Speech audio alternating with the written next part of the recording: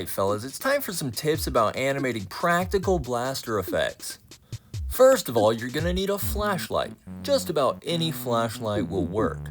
Next, you're gonna need these Lego power pieces.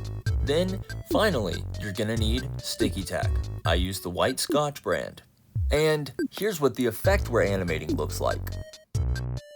Okay, you're gonna start by putting a little piece of sticky tack onto your preferred color of blaster piece. Then, you're going to stick it onto the end of the gun. Next, you'll take your flashlight and shine it onto the blaster piece.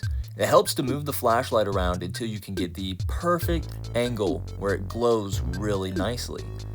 If you're getting a really bad light flicker effect like this on your camera, it's because the flashlight is not bright enough.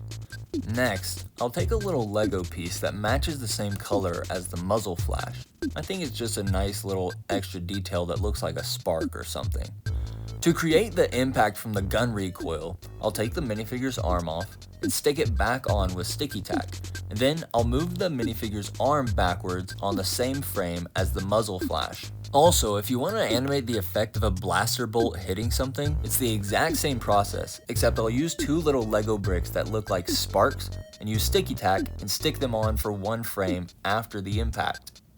Alright fellas, I know it was a bit of a basic tutorial today, but it was requested, so if you still have tutorials you would like to see, let me know down in the comments and I will get to your idea eventually. But that's it for now. I'll see you guys in the next one.